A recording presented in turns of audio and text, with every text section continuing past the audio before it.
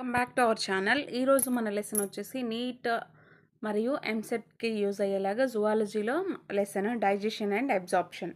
ఓకేనా, ఇందులో మనం వచ్చేసి digestive system, digestion of food, absorption of digested products, disorders of digestive system. అసలు డైజెషన్ అంటే ఏంటి అంటే కాంప్లెక్స్ నుంచి సింపుల్గా ఫుడ్ మెటీరియల్ చేంజ్ అవ్వడం. మీన్స్ మనం రైస్ తిన్నాం అనుకోండి, అది కార్బోహైడ్రేట్గా కన్వర్ట్ అవ్వడం అంటే కొన్ని ఎంజైమ్స్ సమక్షంలో, లేదా మనం ఆయిల్స్ లాంటివి కానీ తీసుకున్నాం అనుకోండి, లేదంటే మిల్క్ ప్రొడక్ట్స్ లాంటివి కానీ తీసుకున్నట్లయితే దానిలో ఉండే ఫ్యాట్స్ ఫ్యాట్స్గా కన్వర్ట్ అవ్వడం, ఫ్యాట్స్ మరియు గ్లిజరాల్స్గా కన్వర్ట్ అవ్వడం. ఓకేనా, లేదంటే మనం చికెన్, మటన్, ఎగ్ ఇట్లాంటివన్నీ తీసుకున్నాం అనుకోండి, అవి ప్రోటీన్గా కన్వర్ట్ అవ్వడం.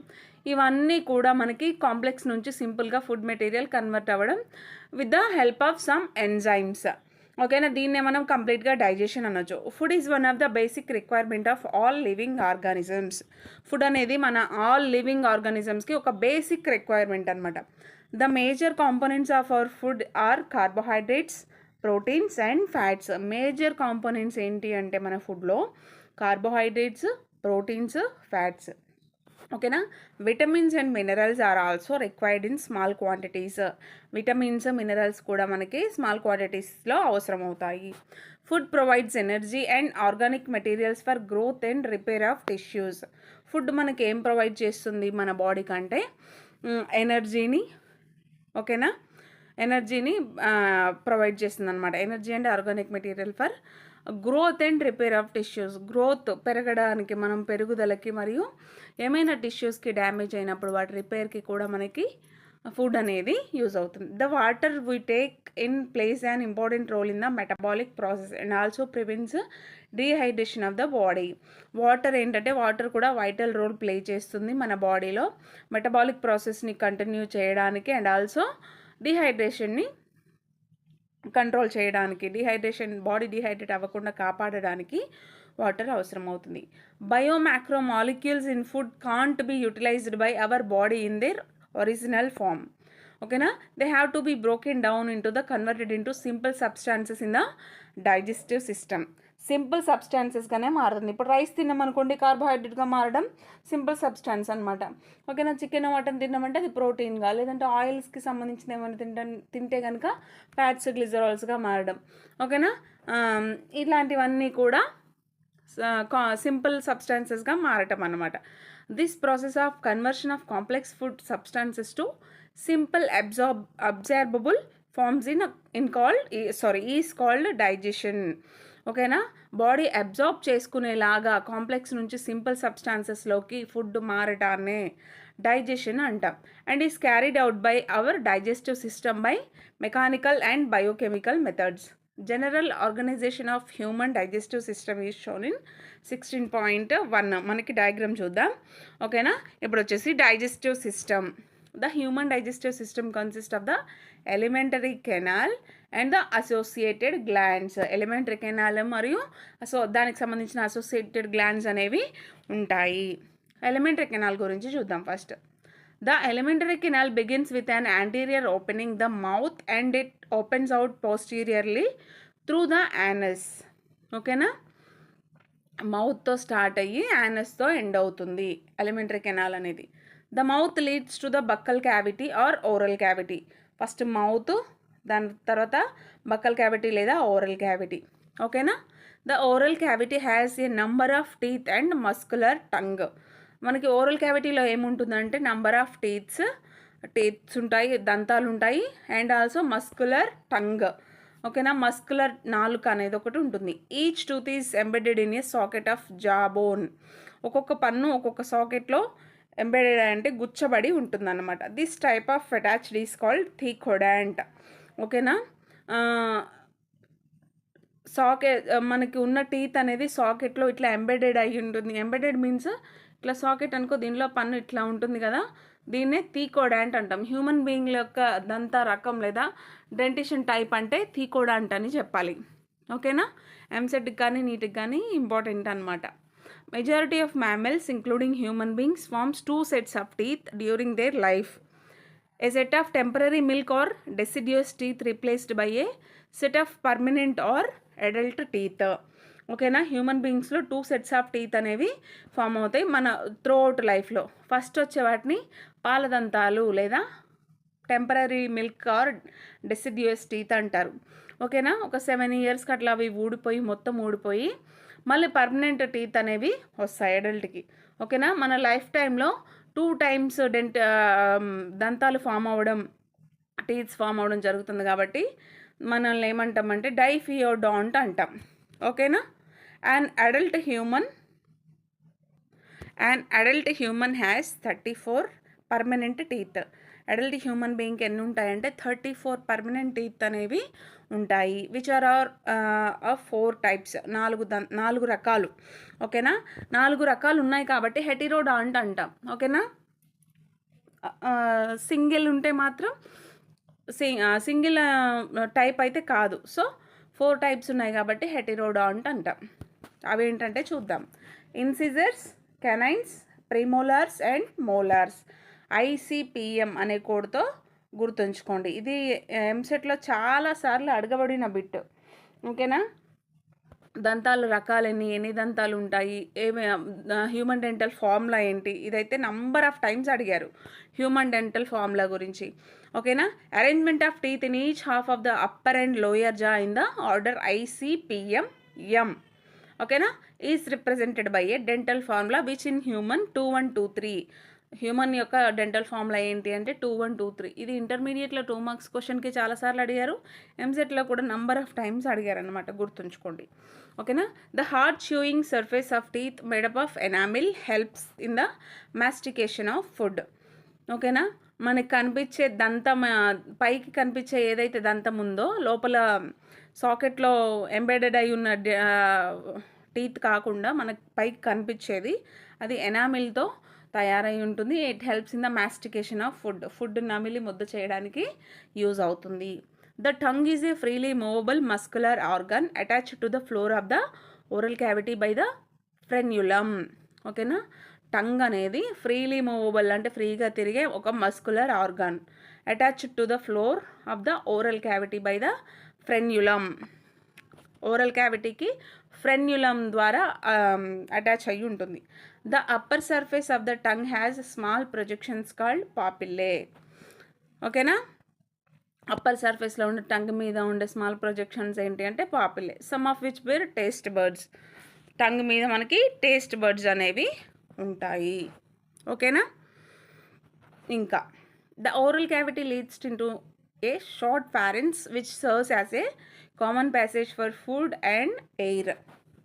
The esophagus on the trachea, windpipe అంటాం దాన్ని, ఓపెన్ ఇంటూ ద pharynx. ఓకేనా. ఇది వచ్చేసి మనకి oral cavity leads to A short pharynx. Oral cavity అనేది pharynxగా మారుతుంది. Which serves as a common passage for food and air. ఈ క్రింది వానిలో కామన్ ప్యాసేజ్గా వర్క్ చేసేది, ఫుడ్కి ఎయిర్కి కామన్ ప్యాసేజ్గా వర్క్ చేసేది ఏంటి అంటారు. ఓకేనా. pharynx అని గుర్తుంచుకోండి. A cartilaginous flap called epiglottis prevents the entry of food into the glottis. Cartilaginous flap అంటే కార్టిలేజ్తో తయారైన ఒక ఫ్లాప్, ఒక మూత లాంటిది. ఎపిగ్లాటిస్ అంటాం దాన్ని. ఓకేనా. కార్టిలేజ్తో తయారైన ఒక మూత లాంటి దాన్ని ఎపిగ్లాటిస్ అంటాం. ఇదేంటంటే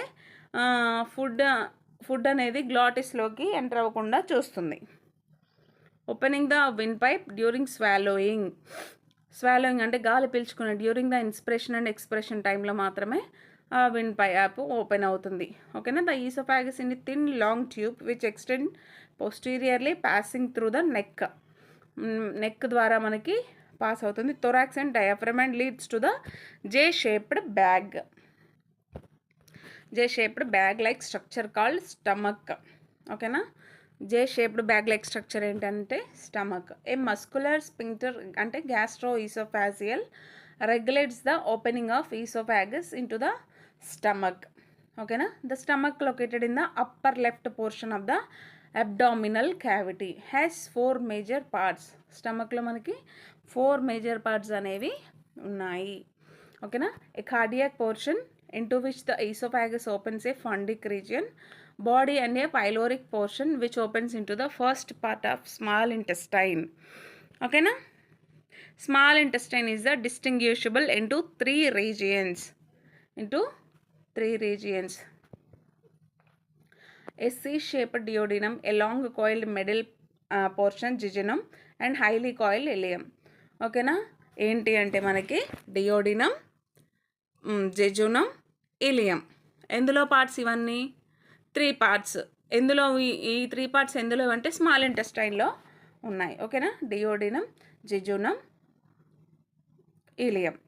The opening of the stomach into the duodenum is guarded by the pyloric sphincter. The opening of the stomach into the duodenum. Stomach అనేది డియోడినంలోకి ఓపెన్ అవుతుంది కదా. డియోడినం మీన్స్ మనకి స్మాల్ ఇంటెస్టైన్లో first part is guarded by a pyloric sphincter. Pyloric స్పింక్టర్తో guarded చేయబడి ఉంటుంది. Ileum opens into the large intestine. Ileum అనేది large ఇంటెస్టైన్లోకి ఓపెన్ అవుతుంది. It consist of caecum, colon and rectum. మనకి లార్జ్ ఇంటెస్టైన్లో పార్ట్స్ ఏంటి? Caecum, colon, rectum. ఓకేనా, CCR. Cecum is a small blind sac which hosts some symbiotic microorganisms. Cecum అనేది small blind sac లాగా ఉంటుంది, which host some symbiotic microorganisms. సీకంలో కొన్ని micro organisms అనేవి ఉంటాయి.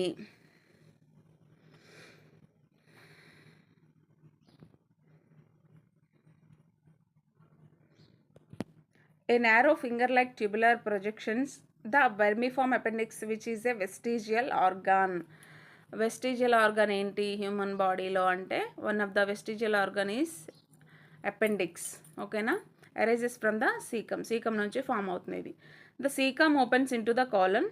The colon is divided into 4 parts, an ascending, a transverse, descending part of a sigmoid colon. The descending part opens into the rectum, which opens out through the anus. Rectum అనేది anus ద్వారా బయటికి open అవుతుంది. The wall of alimentary canal from esophagus to rectum possesses 4 layers, namely serosa, muscularis, submucosa and mucosa. Serosa is the outermost layer in it. Outermost layer and is made up of a thin mesothelium, epithelium of visceral organs anamata. Okay, with some connective tissues. Muscularis is formed by smooth muscles usually arranged into an intercircular and an outer longitudinal layer. An oblique muscle layer may be present in some regions. The submucosal layer is formed of loose connective tissue containing nerves, blood and lymph vessels. Okay na? In duodenum, glands are also present in submucosa. The innermost layer lining the lumen of the alimentary canal is the mucosa. This layer forms irregular folds like rugae in the stomach and small finger-like foldings called villi in the small intestine.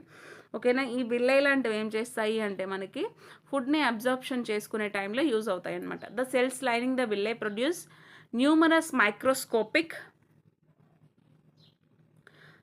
Microscopic projections called microvilli, giving a brush border appearance కనిపిస్తుంది వీటి వల్ల. These modifications increase the surface area enormously. Villi are supplied with a network of capillaries and a large lymph vessels called the lacteal. Okay na? Mucosal epithelium has goblet cells which secrete mucus that helps in the lubrication. దానిలో ఉండే mucus దేనికి use అవుతుందంటే ల్యూబ్రికేషన్కి use అవుతుంది. Mucosa also forms glands in the stomach. ఓకేనా, glands form చేస్తాయి స్టమక్లో, gastric glands these are. ఓకేనా, and crypts in between the bases of villi in the intestine. All the 4 layers show modifications in different parts of the elementary canal. ఇక్కడ చూడండి, gut యొక్క transfer section ఉంది మనకి. 4 layers గురించి చెప్పుకున్నాం కదా, serosa, submucosa, mucosa, lumen is the 4th one. ఓకేనా, సెరోసా పైన లేయర్. మస్కులారిస్లో 3 types మళ్ళీ 2 types, inner circular, outer longitudinal. ఇవేమో సర్క్యులర్, ఇవేమో లాంగిట్యూడినల్గా ఉన్నాయి, ఇవేమో సర్క్యులర్గా ఉన్నాయన్నమాట. నెక్స్ట్ వచ్చేసి submucosa, mucosa and the last one లోపలంతా ఇదేంటంటే ల్యూమెన్ అన్నమాట.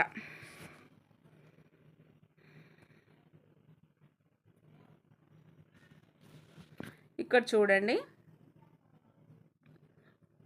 ఇంటెస్టైనల్ మ్యూకోజా అనేది చూపిస్తుంది. ఇది వచ్చేసి విల్లై, లాక్టియల్, క్యాపిల్లరీస్, ఆర్టరీస్ అంటే డైజెస్టివ్ సిస్టమ్ మొత్తానికి బ్లడ్ తీసుకెళ్ళేవి.